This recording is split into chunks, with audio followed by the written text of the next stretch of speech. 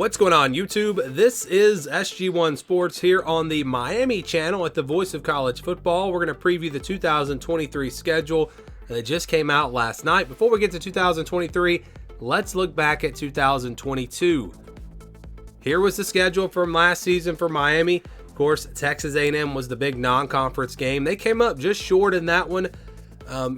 And then you look at who they played, of course, with the cross-division matchups. They had to play Florida State last year and Clemson, really the two best teams out of the Atlantic Division. There are no more divisions, though, in the ACC, so you don't have to worry about who you're going to play in those cross-division matchups anymore. It's just, the schedule will be what it'll be. You'll have a much more balanced schedule, potentially.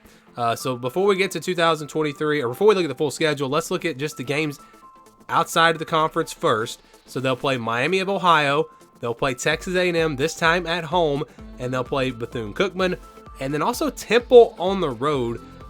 You don't normally see Power 5 teams go on the road to play Group of 5 teams, but they will play on the road at Temple. So those are the four non-conference games. Of course, Texas A&M is going to be a really tough one, but other than that, no real challenges there in the non-conference schedule. So if you go week by week, this is how it sets up. They will open things up with Miami on September the 1st. That's a Friday night game. So they will play a Friday night game to kick things off. I always like, especially that first weekend, to see some of these Thursday, Friday games just so you can get more football on that first weekend.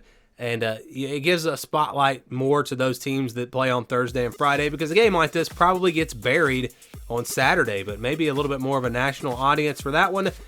There on the 1st. Then they'll play Texas A&M week 2. Like I said, this time at home. It's going to be tough. Texas A&M is a talented team. Both teams have talented rosters. Both teams really underperformed last year. Not sure what to expect this year, but looking forward to that one. They'll play Bethune-Cookman on a Thursday night, so a quick turnaround after the Texas A&M game.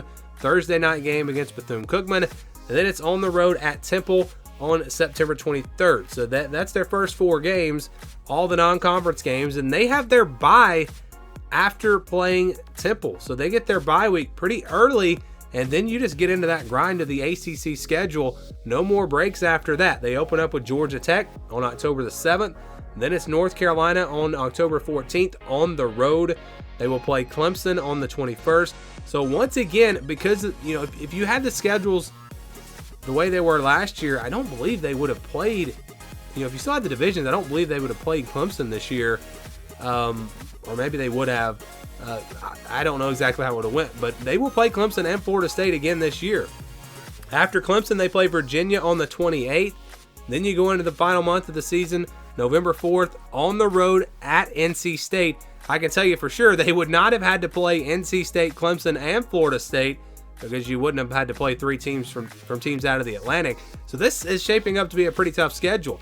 They play Florida State on November 11th on the road, then Louisville on the 18th, and on the road at Boston College on the 24th. So they play several teams that come from the Atlantic Division.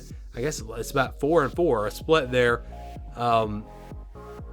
And I guess the good news is you don't have to play Pitt or Duke, 2 teams that are probably near the top of what would have been the Coastal Division. They do still play North Carolina, though, and they'll play them on the road.